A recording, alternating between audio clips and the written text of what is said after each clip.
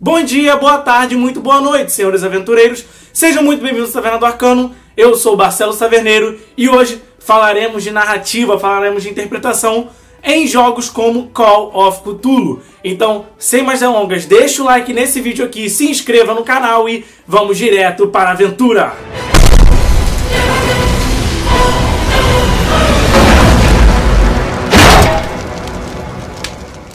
Galera, antes de começar o vídeo, eu gostaria de dar uma indicação literária de um livro que eu estou acompanhando agora, chamado Arlok, um conto de Elora, né?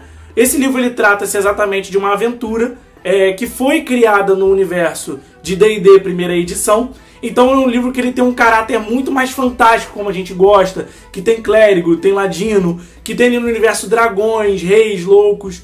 E assim, nesse decorrer dessa história, o Arlok, ele é um elfo, né? Que ele foi abandonado quando era criança e foi criado por humanos. Só que junto dele um medalhão também foi deixado. No decorrer da história, Arlok não sabe ao certo, né, quais são as origens dele, mas ele quer desbravar isso adiante. Só que o umbigo está muito mais embaixo e acaba que a história dele, né, tá interligada com o destino do reino de Elora. É interessante também, né, porque esse livro de Arlok, um conto de Elora, ele na verdade ele competiu ao prêmio de melhor Wattpad de 2018. Ou seja, 24 mil exemplares de livros competiram e não conseguiram bater esse cara no meio da fantasia. Então assim, vale muito a pena. Um livro finalista, um livro ganhador e que tá tipo muito em conta que eu tô lendo, tá? Agora vamos lá pra aventura e bora jogar Cthulhu. Galera, muito tempo aqui no canal, né? A gente vem falando sobre Cthulhu, a gente tem essa mitologia aqui, porque de fato é algo muito interessante pra gente ver. A gente tem desde a composição de Lovecraft, com vários monstros diferentes. É um universo muito rico. Vocês que acompanharam desde o primeiro vídeo de Cthulhu aqui, sabem muito bem que antes eu gravava com o Matheus, né, o Prismal, que estava aqui em Ink Madness, que eu não conhecia nada e hoje eu conheço muito bem. Porque eu tratei de estudar, tratei de jogar melhor. Inclusive agora eu estou narrando uma mesa de Call of Cthulhu, né, que é um livro aí que a New Order Editora traduziu agora para o Brasil. E cara, foda demais, muito fantástico, né? E o que acontece? Eu decidi fazer uma enquete aqui no canal para que vocês pudessem votar num tema que vocês mais gostassem. E vocês decidiram esse. Como narrar mitos de Cthulhu, como narrar mitos de terror, aventura, que é envolta nessa questão de mistério, tá? Então eu trouxe 5 dicas aqui muito boas e essenciais para tanto você narrar, tanto você jogar dentro desse universo. A primeira dica que eu passo para vocês é exatamente em questão de trilha sonora. Cara, a trilha sonora ela é a alma. Ela é a alma do seu RPG. Sempre.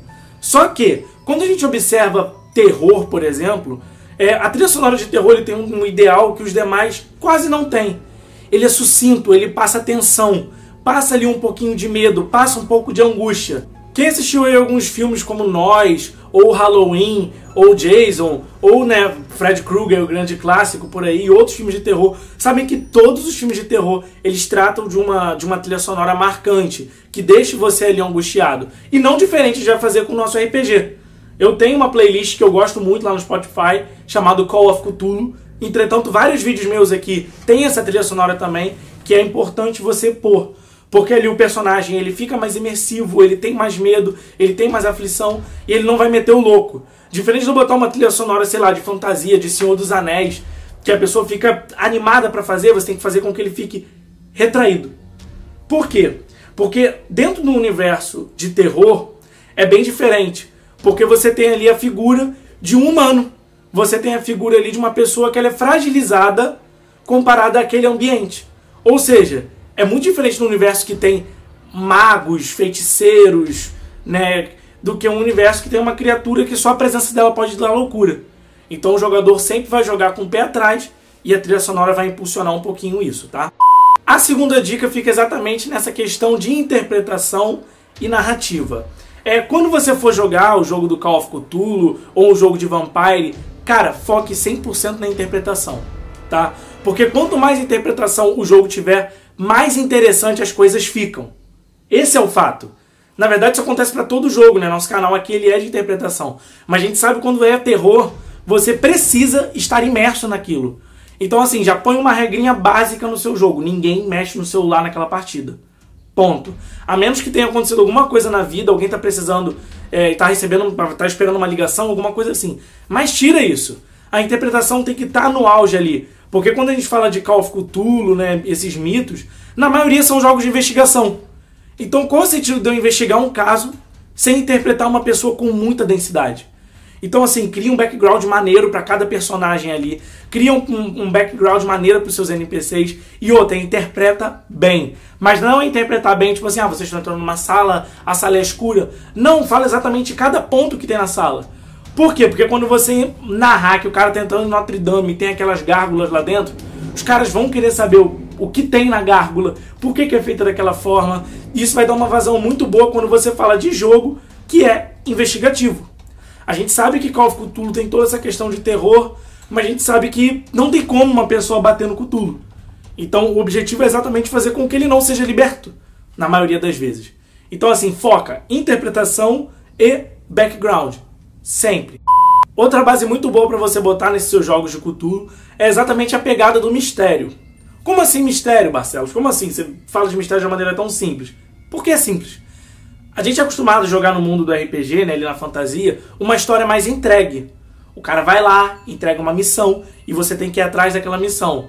O mago, ele tá lá naquela caverna, então você vai entrar na caverna e vai achar o mago. Mas não é isso que vai fazer. Você vai trazer mistério, onde eles precisam perguntar das coisas, não você explicar pra eles.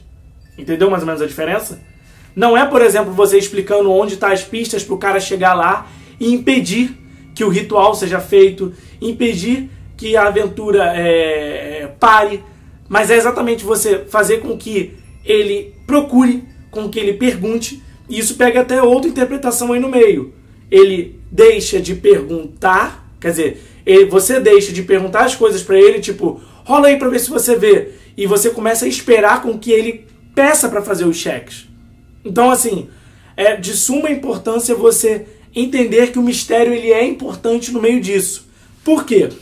Quanto maior a distância social entre seus indivíduos, maior é a sua admiração. Isso é uma frase, né, de um filósofo, não lembro o nome agora, mas é uma frase de um filósofo, que diz, cara, tipo assim, imagina a blogueirinha, ou imagina eu aqui. Vocês de um lado têm uma admiração muito alta sobre mim, porque nós estamos distantes um do outro.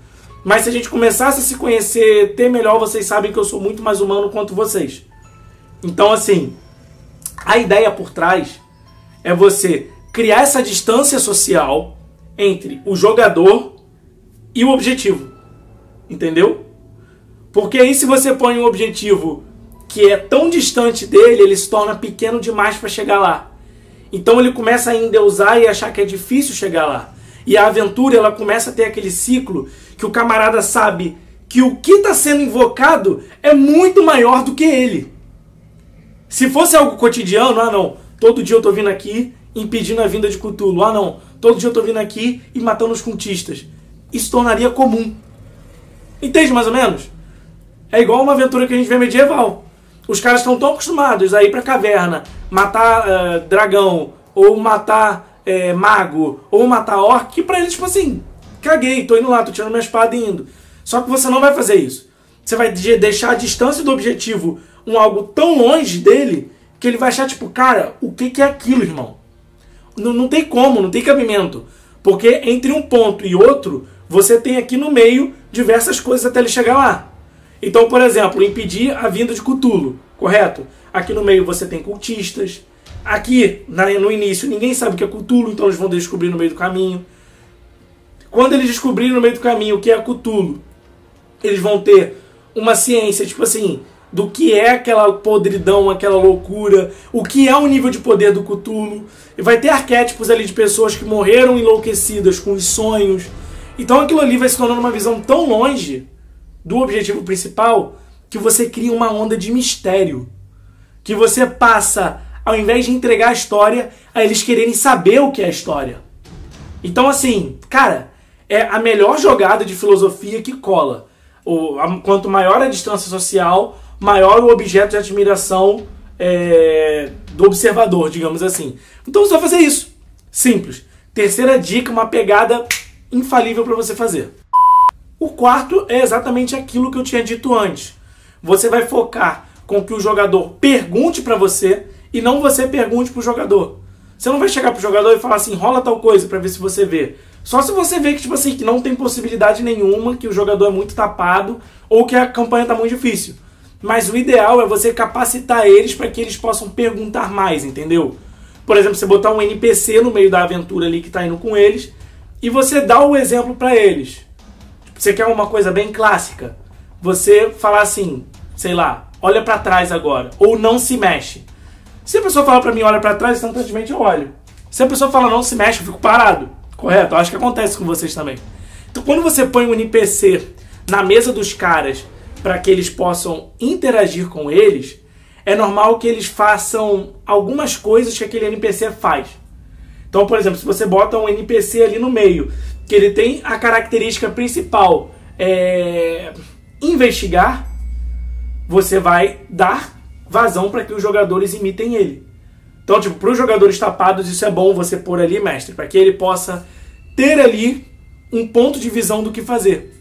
E automaticamente os outros jogadores vão embasando naquilo. No decorrer da aventura você vai entender que ele vai entrar na caverna e você não vai perguntar mais para ele o que tem na caverna. Você vai narrar o básico. Vocês veem algumas pedras, estalactites, estalagmites ali, e tem 2 corredores. Instantaneamente, se eles têm, né, essa alma aí de investigadores, eles vão perguntar do chão, da composição, se eles veem algumas marcas e tudo isso. Então, assim, principal, a 4ª dica, ela é crucial.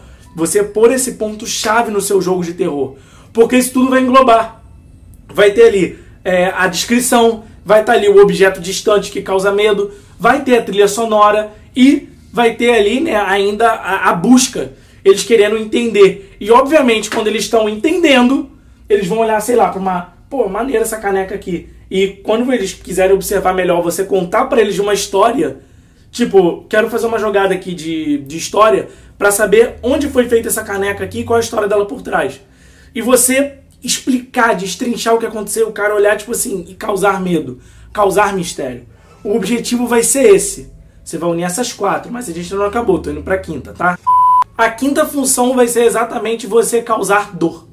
Não causar dor exatamente as pessoas que estão jogando, né? Óbvio que você não vai dar um tiro no seu amigo do seu lado, mas você vai causar dor às pessoas que estão ali como jogadores. Como assim? Vai ter um personagem, né, da sua mesa, ali perto, e você vai escolher um daqueles ali como um alvo. Ou seja, de uma maldição, de uma perseguição, ou, por exemplo, que ele tem um azar muito grande, ou ele nasceu numa data que era mística, ou ele tem envolvimento com alguma coisa. Você vai estabelecer seu foco e, naquele personagem ou rotativamente, vai ter um motivo de perseguição. Isso vai fazer com que as pessoas tenham medo. As coisas vão se tornar imprevisíveis. Se, sei lá, Cicrano no meu jogo, ele é amaldiçoado porque ele pegou uma estatueta há muito tempo atrás e ele tem pesadelos e reza a lenda, né, que ele diz que quando ele era criança aconteceu tal coisa. Cara, o pessoal vai ficar com um pouco de medo. E quando for acontecendo as coisas, eles vão entender. Tipo, se algo aconteceu tão bizarro com esse cara aqui e pode acontecer conosco, mano, eu não vou meter a mão em qualquer coisa. Entende mais ou menos o que você vai fazer? Você vai fazer com que todos os seus personagens eles tenham um atenuante de perseguição, de medo e tudo isso. Então, assim, cara, junta esses 5 arquétipos que eu disse, essas 5 descrições e põe no seu jogo. O jogo vai se tornar, cara, brilhante. Não tem nem erro. E outra, Call of Cthulhu você joga de maneira fácil e simples. Há pouco tempo a New Order Editora mandou, né, os livros, né, a tradução deles. E, cara, tá valendo muito a pena ler. Até porque você tem um livro ali, eu costumo falar isso, que é um investimento. RPG, se eu pego pra jogar, meu amigo, eu não vou pegar pra jogar o RPG durante um ano e acabou. Aquele livro vai continuar pra sua vida inteira. Então, assim, às vezes a gente paga, tipo, 300 conto no livro de PlayStation. A gente zera aquilo ali em uma semana. E o RPG? Cara, vale muito a pena. Confere o material da New Order. Tá valendo muito a pena. E daqui em breve, né, eu tô lendo o PDF agora, eu vou fazer um review pra vocês. Eu vou estar pegando agora o livro na editora, vou trazer e vou mostrar passo a passo pra vocês entenderem do que eu tô falando. O link vai estar aqui na descrição, dá um pulo e observa lá, tá bom? Então, galera, esse daqui foi o vídeo que eu quis fazer pra vocês, um pouquinho, né, sobre a narrativa de como funciona um jogo de Call of Cthulhu, que ele é muito diferente nesse jogo interpretativo para aquele mundinho que a gente joga, né, do medieval, que ele é muito mais simples e é muito mais divertido. Call of Cthulhu realmente é pra causar angústia, é realmente pra causar medo, é realmente pra fazer com que os jogadores, tipo, se sintam mal na mesa. Assim, é verdade. Eu deixei de narrar de noite, irmão, de noite, pra jogar durante o dia, porque a galera tava passando mal jogando comigo. Então, assim, dou essa recomendação pra vocês. Eu espero que vocês tenham gostado desse vídeo aqui. Então, assim, de todas as formas eu peço, manda pra todo mundo, compartilhe isso aí com a galera, tá? E comenta aqui o que você achou. Eu dei um sumiço por enquanto, porque aconteceram muitas coisas comigo, trabalho diferente, eu também fiquei um pouco de saco cheio com algumas coisas que estavam acontecendo, e eu decidi tirar um tempo pra mim, tá? Sem falar que o telefone quebrou, então eu tive que comprar outro telefone pra gravar, e etc. Mas, de todas as formas, eu tô aqui de volta, tá? Vai sair um vídeo por semana a cada terça-feira, justamente pra eu não me embolar igual aconteceu da outra vez que eu tava gravando 2 vídeos por semana e acabou que a gente ficou sem vídeo. Muito obrigado por estarem assistindo o vídeo até agora e boas aventuras. Valeu!